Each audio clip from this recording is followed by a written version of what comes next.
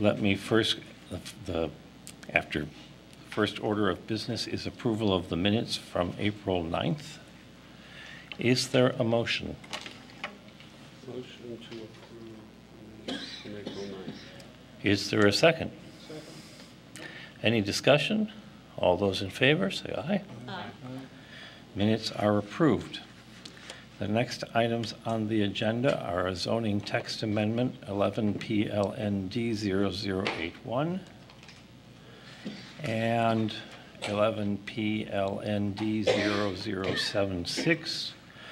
They concern the same development, so we will take them together. The order that we will follow is to begin by asking, we've received a notice of request for continuance, and we'll start with that notice. And then we'll hear testimony and evidence from persons opposing the request who haven't spoken. And we would start with those who requested the continuance pursuant to the provision that was the basis for the continuance in the last meeting. This is a continuation of a prior hearing. And we ask anyone who speaks, whether they speak in favor or against the proposal, to explain how the evidence or comments that they're making applies to the applicable standards. A copy of the applicable standards is on the podium, and there are copies just outside the door if you haven't seen the standards. This is assuming it's not continued. When opposing testimony has concluded, the applicants will have a chance to cross-examine persons who testified in opposition to the proposal. The applicants then can rebut evidence of persons opposing request of the applicants. Then there's re-examination of persons or groups with an ownership or leasehold interest, of rebuttal witnesses. The testimony or evidence or comments which are cumulative and repetitive, argumentative, or irrelevant are not permitted. So if someone has already spoken to the commission and you want to agree with them, the easiest thing is to identify the testimony and just say you agree rather than repeat it. When that's done, there's a staff report. The applicant and interested persons then can ask questions of the staff presenter. And then there's a closing by interested persons, rebuttal, and closing by the petitioner. And closing arguments also should not be repetitious, harassing, or irrelevant. Questions should be addressed to the chairman, and follow-up questions by the commission or others are reserved to the end of the presentation so that we don't interrupt the speakers.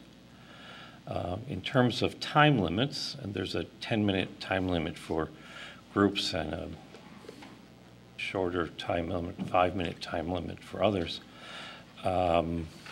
Someone who is representing a group can't testify also as individuals in terms of the time limits. So that's the order of presentation. Also at the end of statements and evidence by objectors, anyone in the audience who wants to support the petition will have a chance to speak, so that everyone, all the citizens of Evanston, have had a chance to address the matter. So let me start by asking anyone who desires a continuance to come forward, tell the commission the basis for their request, and then the commission will consider it. I will, I suppose I should swear people as witnesses before we start, just to save time. Can you raise your right hand? Do you promise and affirm that you will tell the truth and the whole truth in this proceeding? Thank you. Please begin by telling us your name and address, and we'll go from there. My name is Joshua Huppert. My address is 2630 Crawford Avenue. I wrote a letter, which is in the packet. It's come to my attention that notices were not sent of this hearing as required by law.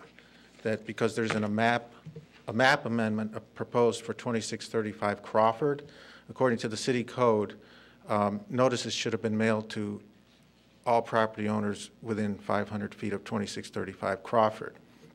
And that wasn't done.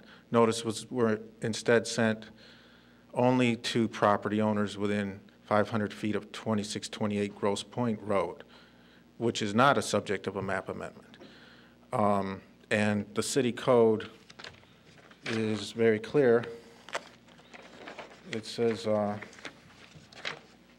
quote, "Notice shall also be given by first-class mail to all owners of property within a 500-foot radius of the subject property, inclusive of public roads, streets, alleys, and other public ways from the area proposed to be rezoned or redistricted." And I sent a request under the Freedom of Information Act. I gave it to the city clerk, asking for a list of property owners within 500 feet of 2635 Crawford. And according to the code, not only those notices have to be sent, but the applicant has to provide that list with the application. And the response I got from Mr. Sklenar was, he said, "Your request is granted, but the addresses are for within 500 feet of 2628 Grosse Pointe Road, not 2635 Crawford." So I called Mr. Sklenar and discussed this with him, and he said they only use one address when sending notices, and that's the standard operating procedure. He said that would be the address that would be used to determine whether we get 30% of signatures on a petition, and that's the only address that's been used in notices. And since the two lots are not the same place, they're two different lots separated by an alley, the required notice has not been sent. So I asked that the commission send the required notices before proceeding with this matter. And in the event that the Plan Commission denies my request, I would then ask that the Plan Commission provide me with the list of property owners within 500 feet of 2635 Crawford, which should have been provided by the applicant, and to which I'm entitled according to the Freedom of Information Act. So I would ask that we receive that list and that a continuance of this hearing be granted. Let me ask if there's anyone here that has information as to any specific addresses to which notice should have been sent but was not sent, as alleged here. I'm going to ask anyone who wants to respond, including the City Council, to respond, and I will also ask him to put on the record the other part of that section that you read. Mr. Cox, and anyone else, maybe the petitioner wishes to respond also.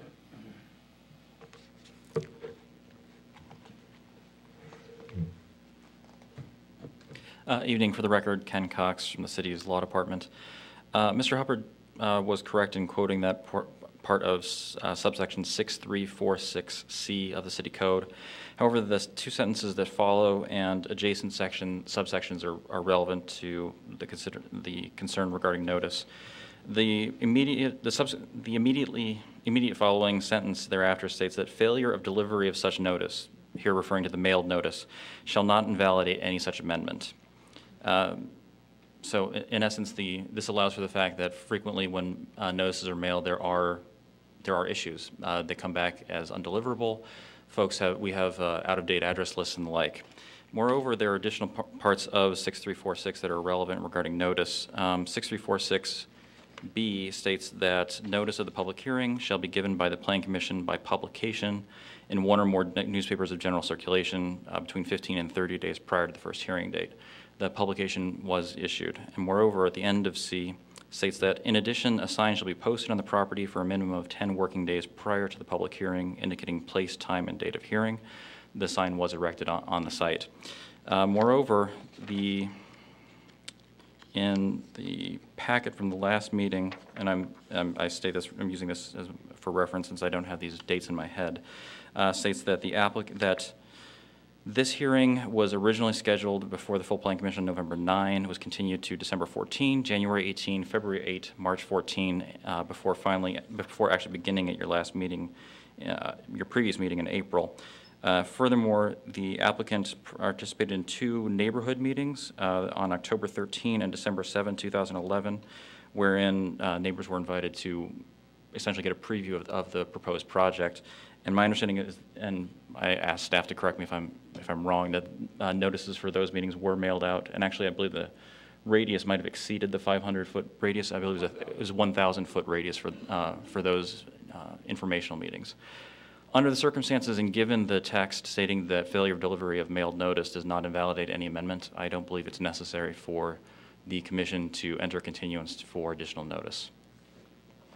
Let me ask staff under oath to tell us about the notice of meetings that you described and the radius to which they were mailed.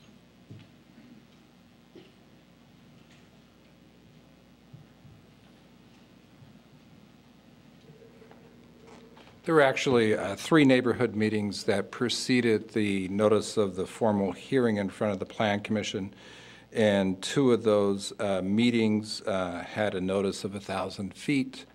In addition to that, there also was a focus group discussion that was not noticed. That was a smaller subset of people who had attended the previous meetings. Craig Skinnar can speak to the actual notification formally for the process. Craig Sklenar, General Planner. When we sent out notification for those 2 public meetings, mailings were done in a 1,000-foot radius of 2630 Grosse Pointe Road. They were mailed about 10 days prior to the meeting, and that was executed twice for each meeting, or once for each meeting, so a total of 2 times. And those were notices of the community meetings? Yes, sir. May I respond? Oh. I have a question. Yeah. Could you read again I think it was the first couple lines after the, that you had read? Because if my okay, go ahead. Sorry. Just for clarity's sake, why don't I just read all of 6346C, since make sure we're referring to the same portion. Notice shall be, mailed notices for redistricting or rezoning. Notice shall be given by first-class mail to all owners of property within a 500-foot radius of the subject property, inclusive of public roads, streets, alleys, and other public ways from the area proposed to be rezoned or redistricted, whose addresses appear on the current tax assessment list as provided by applicant. I believe that's the section that Mr. Huppert read earlier. Correct. The sentences immediately thereafter read, the failure of delivery of such notice, however, shall not invalidate any such amendment. Okay, that's the line. So a failure to deliver doesn't say a failure to mail. Let's do... No, that's the line I'm interested in. So I want to do- ask about that line. That is the exact line I'm interested in. But Says that- argument, we should wait till we have all the facts and comments. But he presented that, Right, but- that he but didn't find you're- that as an issue, Okay, go ahead. right? Go ahead. He presented that, okay, so I can go ahead. So it says failure to deliver. It doesn't say failure to send. So I think the statute is very clear that the issue is that you have to send it, but if for some reason it didn't get delivered, doesn't mean that should impact whether you have the meeting or not. Sounds like argument to me. Okay? Let me ask if there's Seems like he anyone, presented an argument in his testimony also. anyone else who wants to, before we hear from the petitioner for continuance, anyone else who has something they want to present on this matter? And you wanted to further? Yeah. Failure to deliver and failure to mail are 2 entirely different things. The notice requirement is that they be mailed by first-class mail. It's not certified or anything that would prove delivery. And for some reason, which I don't understand, even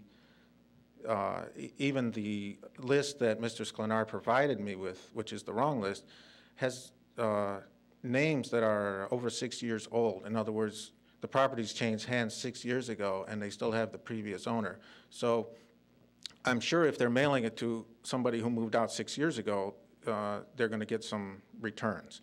And I think, obviously, the point of saying the failure to deliver, if they meant failure to send the notice will not invalidate the hearing, they could have said that, but they said failure to deliver. That's a different issue. The other kinds of notice that Mr. Cox talked about are not substitutes for the mailed notice. The posting and sign in the lot is required. The publication is required.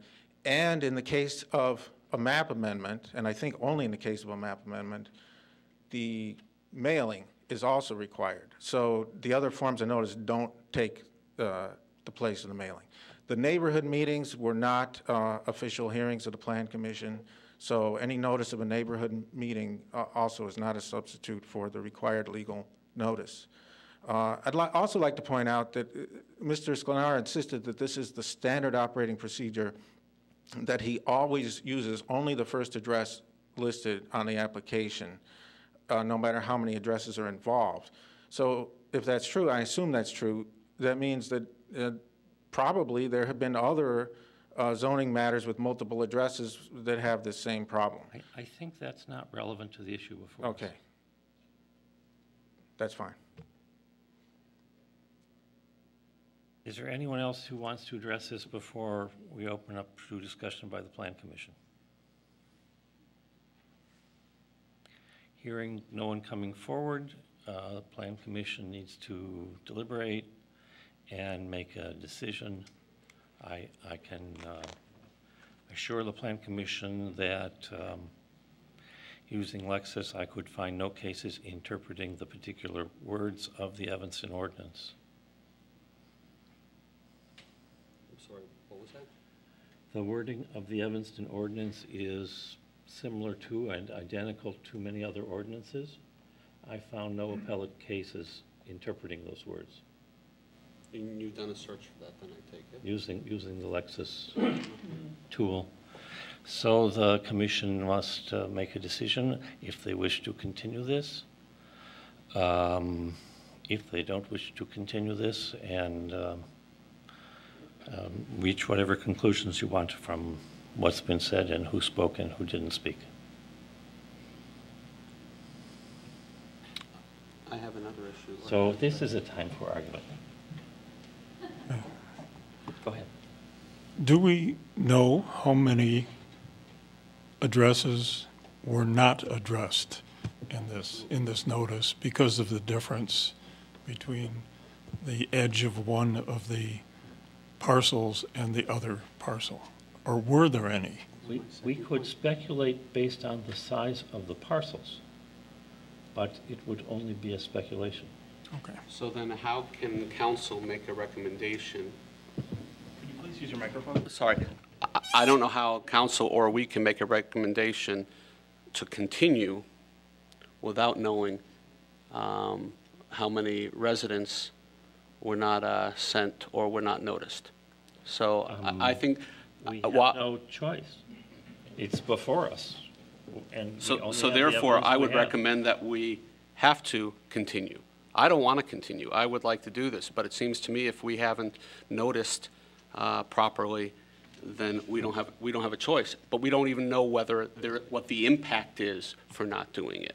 So I'm concerned about that as well. So, and I also do think that delivery is different than mailing, because I can send out 1,000 notices and all the addresses can be wrong, and I still then, I believe, would be compliant. Mr. Ford? Craig, do I understand, I think I just heard Mr. Huppert say, and I want to confirm this, that the procedure is to send notice to the 500-foot circle around the first address listed on the request for amendment? While you're thinking about that, let me ask a second question. Why, if not that, then why was the Grosse Pointe address chosen as the center rather than the Crawford Avenue address, if you could only do one? Right. This is a unique situation in which we have multiple property parcels bundled together as a text and map amendment. When the list was generated, it was a previous employee that Dominic, who had generated originally for the October 26th meeting. We continued on with that address list. I was considering that as our standard operating procedure, as typically the zoning office at that time was handling text and map amendment notifications. I took over that responsibility in a transition period. Again, typically we have one property address for situations like this. Planned developments require a 1,000-foot radius notification. Special use permits require a 500-foot, I believe 500-foot notification procedure as well. There's one address to put into that process. We have a GIS system that pulls from our database that's provided to us from Cook County and is only updated when Cook County provides us that data. So that in principle, you could have drawn the 500 circle. The 500 circle could have been drawn around the Crawford Avenue address, but for whatever reason, it wasn't. Yes. Thank you. It could have been drawn around both addresses, I assume. And then you have to delete the duplicates. Are the addresses based on the taxpayer of record? Yes.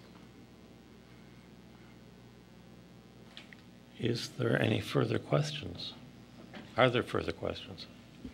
I would ask Mr. Hubbard, do you know of anyone, any homeowner who was not included in the mailing? Can you name one? Can I name? Yes, can you name one homeowner that was not included in this mailing? Not unless I see the correct list. No, I can't. If I saw the correct list, I probably could, but I haven't. I've asked for the correct list and it wasn't provided to me. Okay. Has anyone personally complained to you that they weren't included in the mailing? I guess if they weren't included, they don't know, you know. No, I Okay, I don't. that's all. Yeah.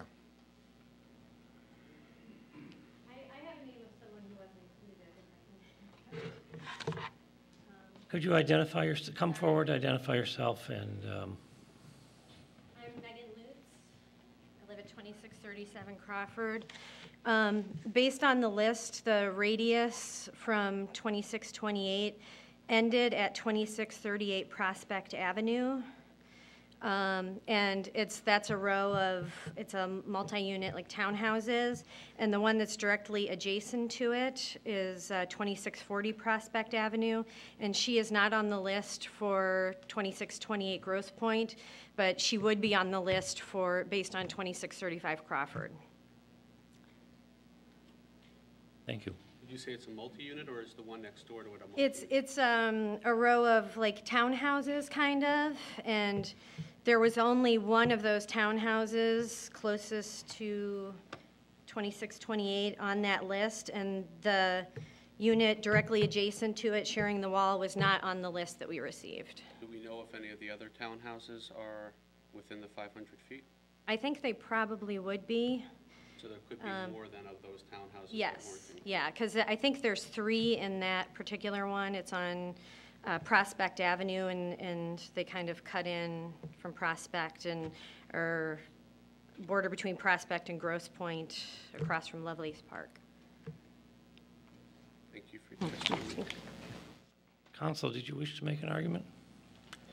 You have that. I'm ready to speak.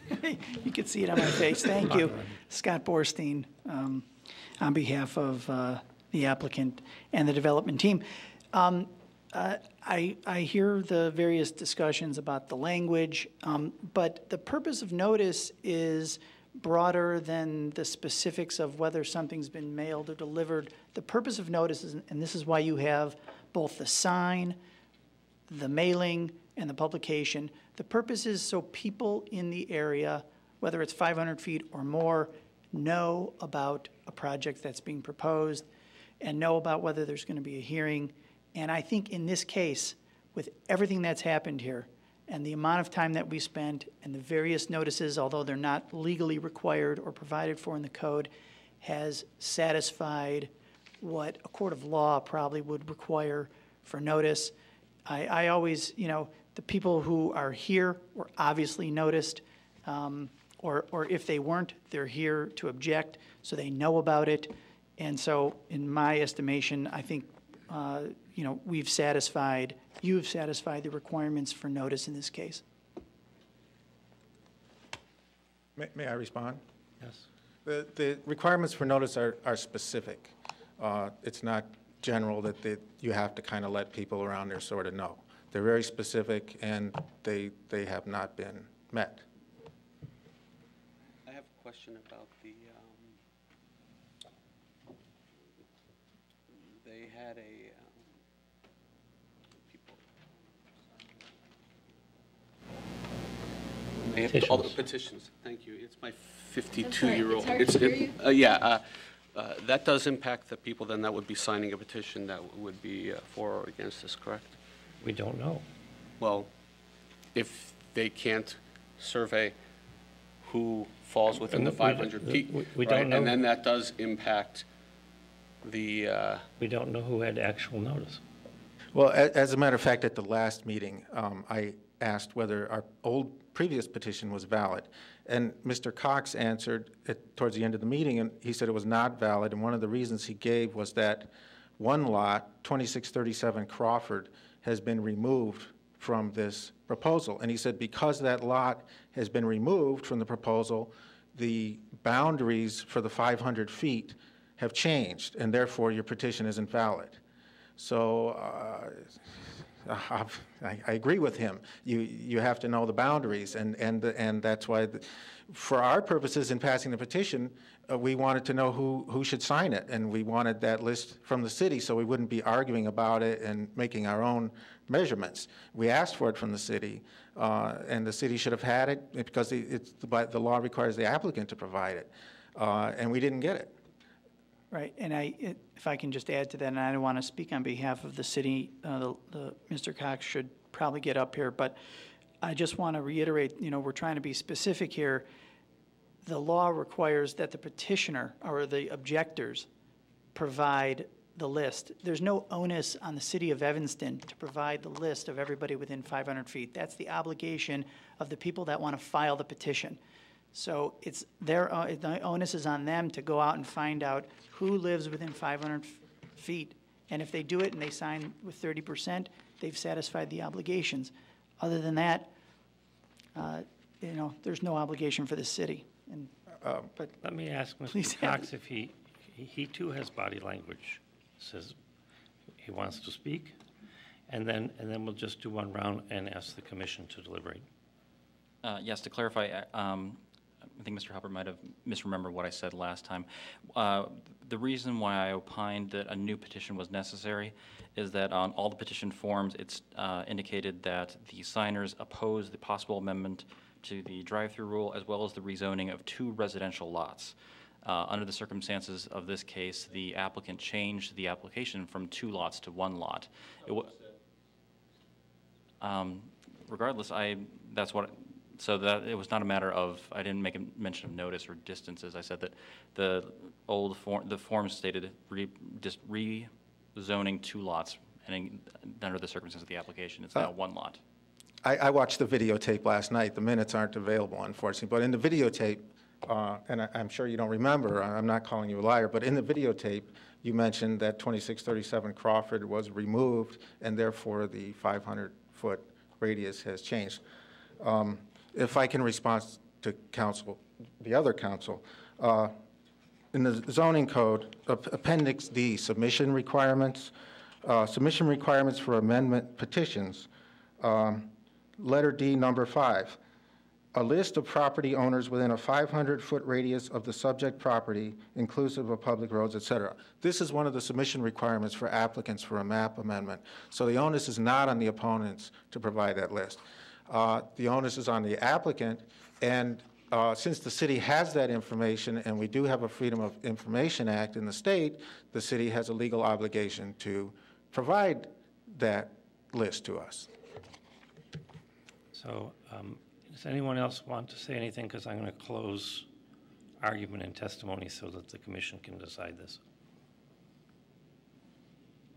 Hearing nothing further, we've closed argument and testimony on the request for continuance. Commissioners, how do you want to proceed?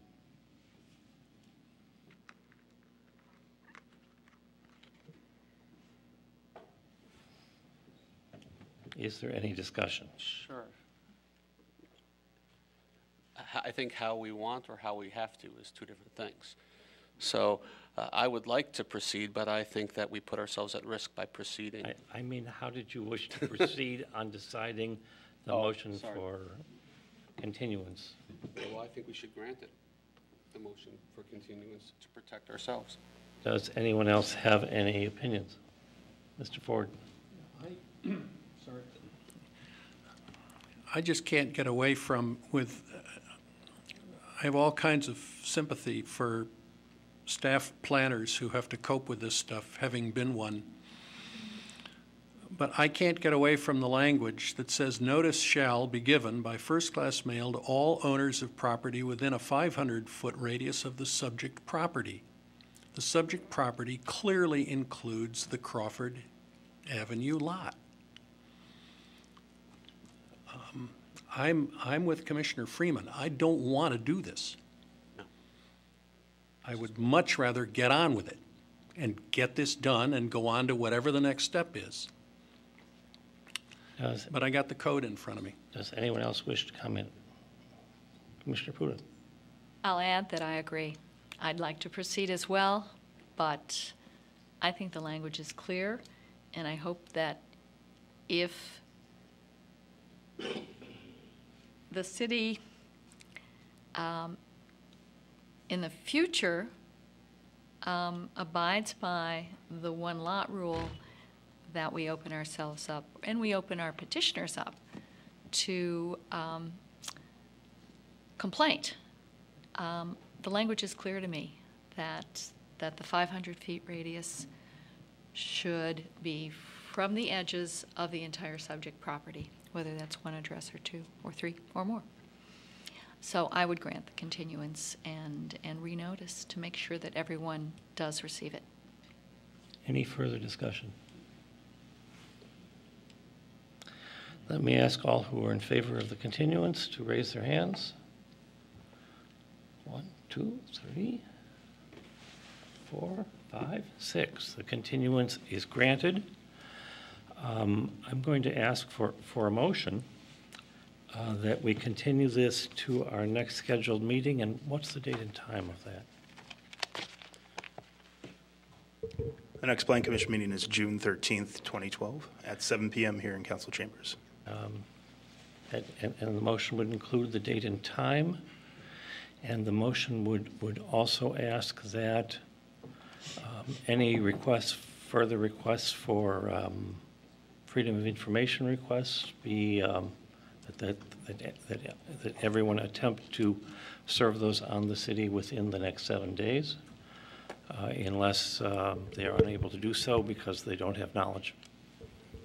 I'm sorry, Chairman, I was just informed by the applicant that they cannot attend the 13th, and they were curious if we could continue to the 20th, which is typically the Zoning Committee of the Plan Commission's meeting time. Let me ask if the commissioners can make it on the 20th. Is there anyone who cannot make it on the 20th?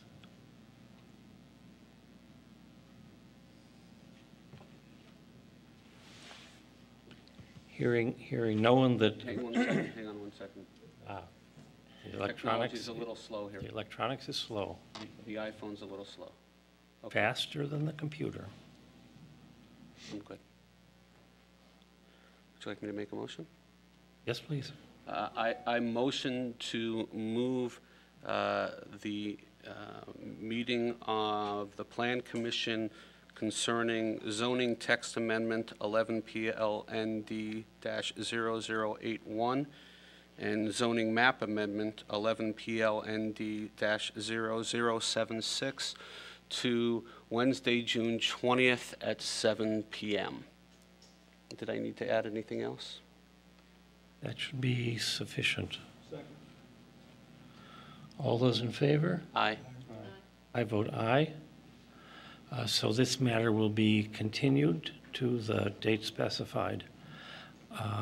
The commission will adjourn for about 5 minutes. Yes. Question about the packet. Yes.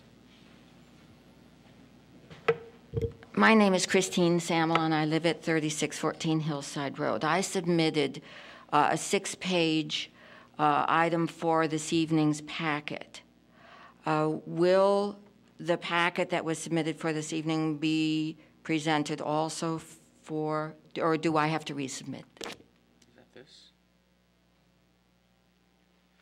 And the thing you said? There was an 80-some page entire packet that was published online. We do have the packet. It doesn't need, if what you submitted is in the packet, it doesn't Yes. need to be resubmitted. If there are additional things that people need to submit, they should be delivered to the zoning office. What date, Craig? My office, room 3101, by Friday, hold on, by 12 noon, Friday, June 15th, Friday, June 15th, by 12 o'clock p.m., room 3101 in the Civic Center. I also have something to say about my submission. It was altered without my knowledge or consent. I submitted 6 pages, and after the 3rd page, my submission was interrupted by the insertion of a letter from the police department to Joshua Huppert and accompanying attachments. And I just need to go on record as saying that I object to having my submission altered without my knowledge and my consent. Would you resubmit all 6 pages together? I can do that. I also have printed copies I could give to you this evening. That would be terrific. That would solve the problem. It would, I have no basis to think that there was any intent to alter them, having dealt with large pieces, large amounts of paper, and there is large amounts of paper in this case. Errors happen, but I apologize to you on behalf of the commission for not accurately transmitting your submission. Thank you. I also have no reason to believe that there was any kind of intent behind it, just that it didn't appear the way that I would have liked it to appear. I have 7 copies. I see that there are 8 people here. If you give 1 copy to Craig, he will make sure we all get it. Okay. Thank you. Thank you. So we stand in recess. I'd like to speak to council just for a moment during the recess. Thank you.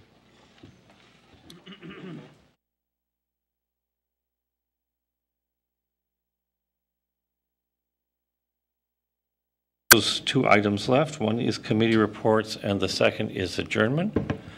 Are there committee reports or anything the staff wants to bring to our attention? Can we talk a bit about the issue of notice? Is that something we can do since it came up, or is it being taken under advisement that we've already recommended, that it's been already recommended by one plan commission member that we notice in the future?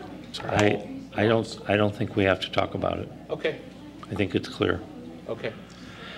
Are there any committee reports? Is there something that we need to reschedule from the 20th to a different date? We have a subcommittee meeting on the 20th. Let me ask the members of the zoning subcommittee. We have our meeting on the next Wednesday. Next Wednesday morning. That's on comprehensive plan, isn't it? Aren't you guys doing something on massage? I didn't get notice of that. It needs to come. and should come. And we have time still. No, but we had a continuance of the Massage therapy or something. Yeah. massage To hydroponics. next week? Yes, next Wednesday night, hydroponics was continued, as well as Massage Enterprises. Next Wednesday night, correct. Is that our normal day? Yes, 7 o'clock next Wednesday night. Thanks. so we don't really know. And Wednesday morning, is it the 15th? The Comprehensive Plan Committee? Scott, I just learned today I won't be able to attend the comprehensive plan meeting on Wednesday morning. So I don't know if that changes anything, but I cannot attend except for the first 15 minutes. We will miss you. Okay.